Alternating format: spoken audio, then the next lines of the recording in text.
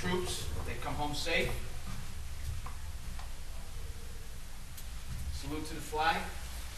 I pledge allegiance to the flag of the United States of America and to the republic for which it stands, one nation, under God, indivisible, with liberty and justice for all. Notice of this meeting pursuant to the Open Public Meetings Act, NJSA 10:4-10, has been complied with and shall be entered into the minutes of this meeting.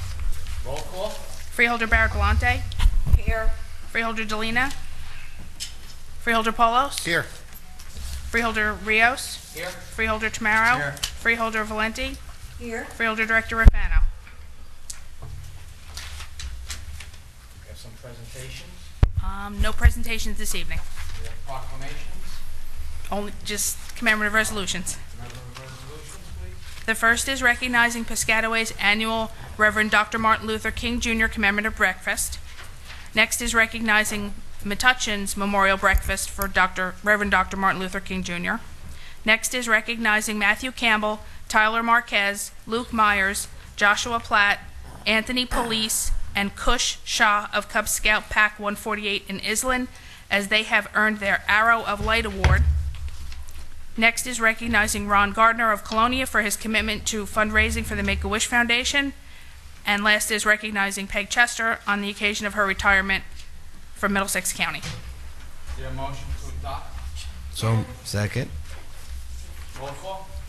Freeholder Barrett Blante, Yes. Freeholder Polos, Yes. Freeholder Tamaro, Yes. Freeholder Valenti, Yes. Freeholder Deputy Director Rios. Yes. Correspondence. Each freeholder has been provided with a list of correspondence received by the clerk's office since our last meeting. This correspondence will be kept on file in the office of the clerk of the board for reference. Is there a motion to accept this correspondence? So moved. Second. All in favor? Aye. Aye. Opposed? Motion carries. Reports of freeholders. Freeholder Carol Galante. Thank you. I'm very pleased to announce that the county is moving ahead quickly with the expansion of our employee wellness program and beginning a pilot program with 300 employees this month. The wellness program is being implemented by the Middlesex County Joint Health Insurance Fund to offer health education, sound medical advice, and other programming, including wellness coaches, to help our employees find long-term health and wellness solutions. This type of program has been implemented by a number of leading private companies and has resulted in savings of up to 20% in their health care costs. Starting a wellness program here demonstrates Middlesex County's willingness to look to the private sector for innovative programs that will save taxpayers money. It will include nutritional programs, medical advice, personalized wellness plans, and most of all, it's going to help our county employees with support and to stop smoking. The best part of this program is that it is fully funded by our insurance carriers, meaning the county will pay nothing for the program, and it's going to result in healthier employees, lower absentee rates, a reduction mainly, and the biggest part of this, I think, is the reduction in the county's health care costs. I will provide the board with updates as the program continues to be rolled out. Thank you. Freeholder H. James Polis. Thank you.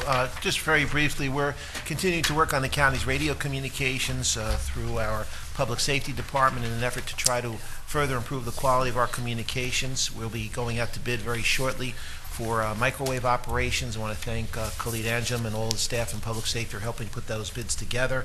Our purchasing department, by going to a microwave type of an operation, will be able to improve the quality and efficiency, durability, and stability of our communication system by eliminating the hard wire, which can be subject to damage, storm results, storm issues and so forth. So real pleased that that's moving ahead. In the health department, we're moving ahead with a program that will hopefully be able to roll out literally a mobile health type of clinic through our county. More information on that in the next month or two, but we're trying to work with one of our local hospitals in developing a new initiative that will bring healthcare and screening right into the heart of many of the neighborhoods throughout Middlesex County. Today I attended a recycling coordinators luncheon. It was very good to see our recycling people from around the state doing from around the county, I should say. They do a wonderful job. Middlesex County is always one of the highest rated recycling counties in the state, and that's because of the great efforts of our municipal coordinators, all of whom were in attendance. Also attended a health inspector's class today that was held at our fire academy. Had to be about 70 people at that, Mickey, I guess. Learning the state-of-the-art information about health and food inspections, foodborne illnesses. These are concerns that we read about in the paper, hear about on the TV. The health inspectors in our restaurants and establishments are our first line of defense. When they are trained to what to look for, and it is much more than just going in and checking food with a thermometer, there's a protocol that they need to go through to talk to the staff to understand the health care of the employees, to understand how illnesses are recognized by PICs, which I think are persons in charge. There's a whole protocol that has to be established by these health inspectors so that when they go into a food establishment, they're looking at more than just the refrigeration and the quality of the food, but the whole mechanism by which that food establishment operates. That gives them the keys and the clues to understand whether or not there's a potential for foodborne illness. And so we're really very proud of what they do out there and the education that they get in order to make sure that they're at their optimum level to be able to identify these problems before they become potential hazards to all of us who might be frequenting these places. And with that, we also had a comprehensive traffic safety program meeting today with our entire task force. We spoke about the Traffic Safety is Elementary video. As the board knows, we unveiled that here not too long ago. We're really excited about the success of that thus far. We have presented it so far to 1,100 elementary school students. We have 3,000 students scheduled to see the presentation over the course of the next 60 days. So the elementary schools have really stepped up to the plate on their traffic safety education and really see this video that we've produced here at the county as a great vehicle to learn about bicycle, pedestrian, and bus safety. I should also note the Freeholders might be happy to hear that we're working right now with Rutgers University, hopefully, in an effort to try to take the video and actually translate it into Spanish. So we'll have an actual dubbed version where we can use in some communities where a Spanish version of the film will be much better for the audience. So we hope to be able to have something on board with that within the next 60 to 90 days. Thank you. Thank you, Freeholder. Freeholder Charles Tamara. Thank you, sir. I just have something to announce, and that on February 21st, which is a Thursday, there will be a groundbreaking of the new traffic signal on the corners of Woodbridge, Gurley, and Trenton Avenue and Edison.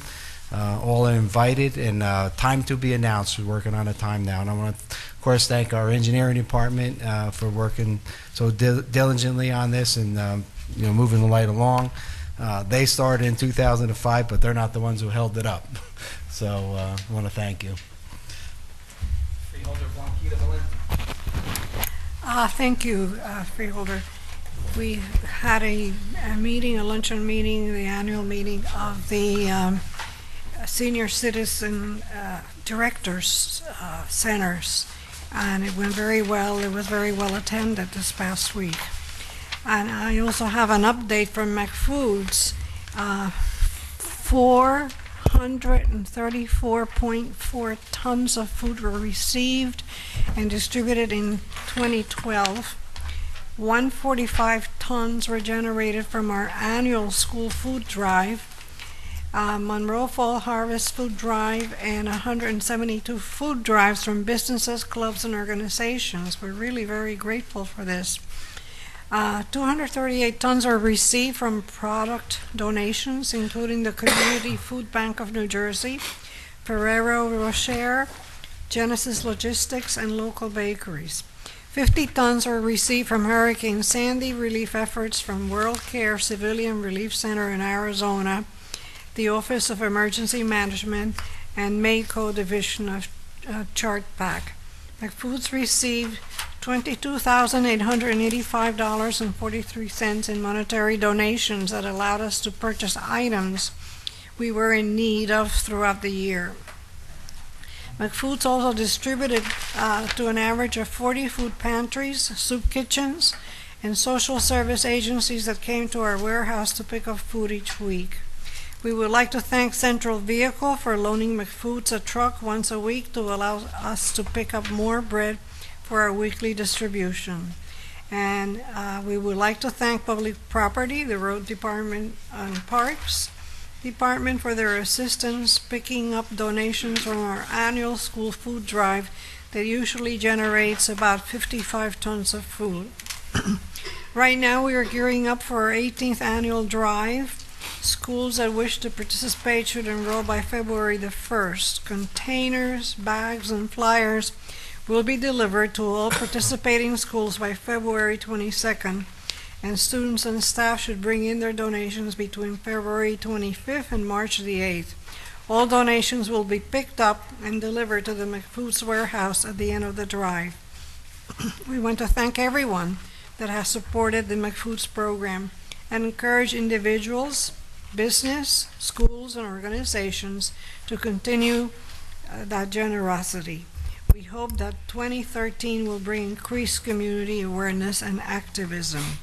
And that's my report. And also, I just want to say that all the 2013 Municipal Alliance contracts have been sent out, and we will be getting them back shortly. Thank you. Thank you. I'd just like to report that I find myself in a very fortunate position that I will be able to attend this coming Monday, January 21st, the second inauguration of President Obama. And I think it's just a thrill to witness whether, no matter which president may be, it's just a historic event, and I find it as an honor and one of my highlights of my life. The inauguration is similar to our own county reorganization, obviously on a bigger scale though, but it's just the whole democratic process, what our country was built on, and we have to remember how lucky we are as Americans. And I can't stress enough, and one of my main goals is to always try to give back and try to be thankful to our veterans, because if it wasn't for our veterans, we wouldn't have this democratic process that we're able to do even right here now in these meetings as well. The theme for the inauguration will be Faith in America's Future. And it starts right in our own neighborhoods and our own communities, between volunteerism and just strong-willed residents. So, and it just reminds me of the privilege, again, to be an American, and I'm fortunate, again, to even serve in this position, and it's just an honor. So it's a very historic event. I look forward to it, and I wish I was able to sit real close, but that's not the case. In any event, moving forward, Mr. Kelso, are there any resolutions to be added? There are none. Any resolutions to be amended? There are none. Resolutions to be held? There are none. Resolutions to be voided? There are none. At this time, I'd like to open the public discussion on any of the resolutions on the agenda. Only the resolutions that are on the agenda. Anyone want to speak? Hearing no public comment, I move to close the public portion. Second. All in favor? Aye. Aye. Opposed? Motion carries. Any items to be removed from the consent agenda and voted separately? I have a conflict, two conflicts. 13-94 and 13-95. Anyone else? Mr. Kelso? Yes, Deputy Director, a motion would then be in order to adopt the consent agenda consisting of resolution numbers 13-50 through 13-125, excluding resolutions 1394 and 1395 to be voted upon separately. Is there a motion? So moved. Second. Roll call? Freeholder Barrett-Belante, Yes. Freeholder Polos, Yes. Freeholder Tamaro, Yes. Freeholder Valenti, Yes. Freeholder Deputy Director Rios. Yes. Now, it would be appropriate to consider the two resolutions excluded by Freeholder Valenti, and they are Resolutions 1394 and 13-95. Motion? Motion to adopt. Second. Roll call? Freeholder Barrett-Belante, Yes. Freeholder Polos, Yes. Freeholder Tamaro. Yes. Freeholder Valenti, Present not voting. Freeholder Deputy Director Rios. Yes. Okay, at this time, our clerk will administer the oath of office and allegiance to. We have a few people here. Yes, is Janet Perrinell here? Okay, would you come forward, please?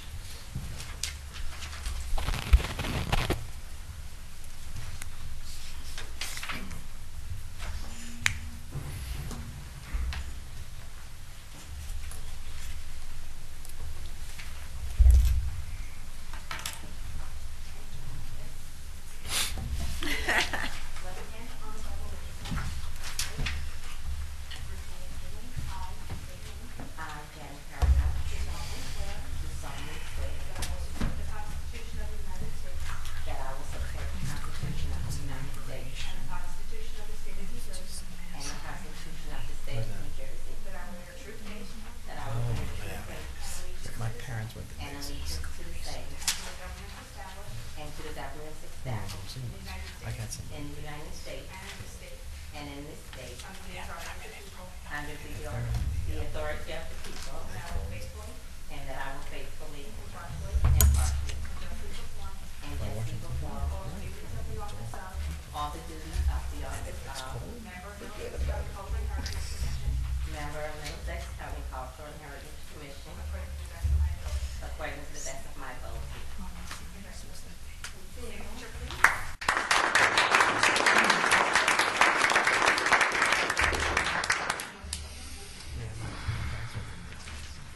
I just want to thank you for this opportunity, and I look forward to giving back to my community and helping. Thank you. Thank you.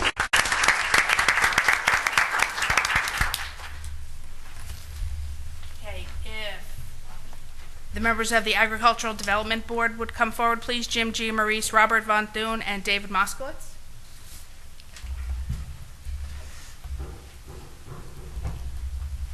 I'm gonna try to do this all at once. The easy way to do it. Okay, let's see if we can do this. Paul, put a finger on the Bible. Raise your right hand. Hands. And when I say state your name, state your own name. James Maurice. Okay. I state your name. Robert Von Zant. Dave Moskowitz. Do solemnly swear solemnly swear that I will support the Constitution of the United States I will support the Constitution of the United States and the Constitution of the State of New Jersey, and the Constitution of the State of New Jersey, that I will bear true faith that I bear true faith and allegiance to the same and allegiance to the same, and to the governments established to the governments established in the United States in the United States and in this state, and in the state, under the authority of the people, under the authority of the people, that I will faithfully, that I faithfully, impartially, impartially, and justly perform justly perform all the duties of the office of all the duties of the office of member of the Middlesex County Agricultural Development Board member of the Middlesex County Agricultural Development Board according to the best of my ability. according to the best of my ability.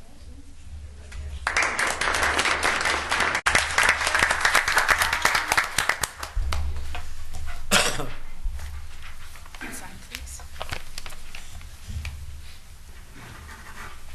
Thank you. Thank you very much for this opportunity. Thank you.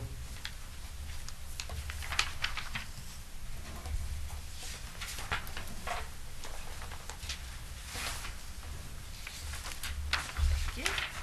Just want to thank the Freeholders for their support for agriculture, and I'm sure from Bobby and I and the farmers, we look forward to doing a lot of good things and keep agriculture prosperous in Middlesex County. Thank you.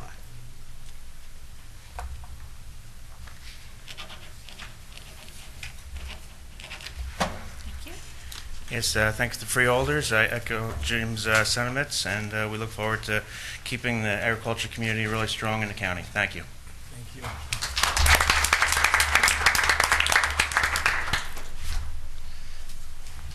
Okay. For the Planning Board, William Thomas and Thomas Palando. Come forward, please.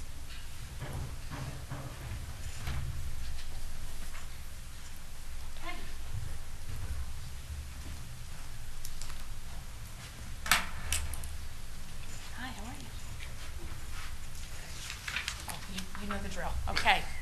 I state your name.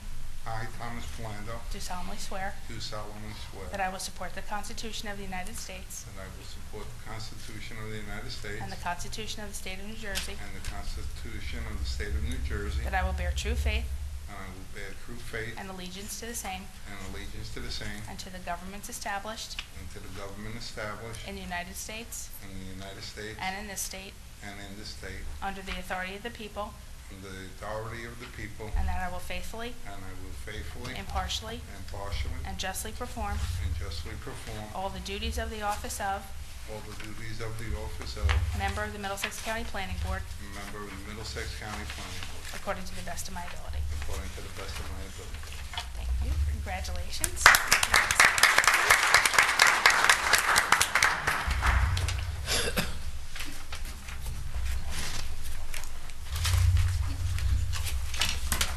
Just like to thank the Board of Freeholders, and I'll do the best job I could possibly do. Thank you.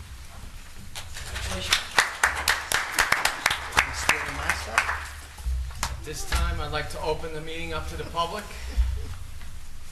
Anyone in the public? Yes, sir.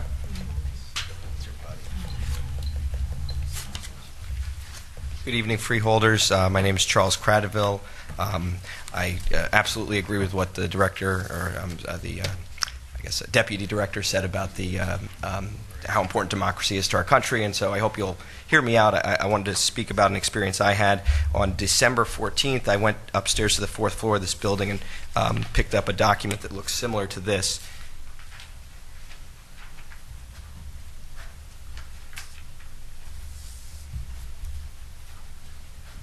And that's a petition to run for school board in New Brunswick. We have a special election happening on Tuesday. I wasn't interested in running. I was picking up the petition for other people who might be interested.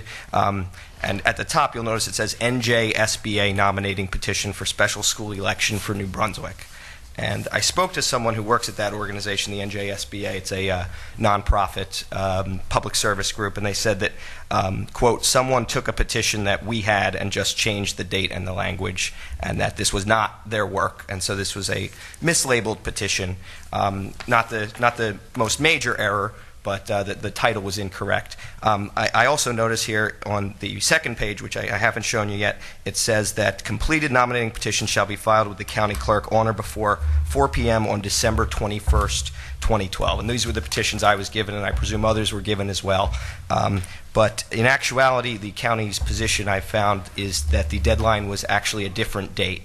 And so I wanted some clarity on when the county counsel's office became aware that the county clerk's office had been distributing this incorrect information, and what was done to remedy that when the office became aware of that. I'll answer your question, Charlie. Obviously, you're directing it to me.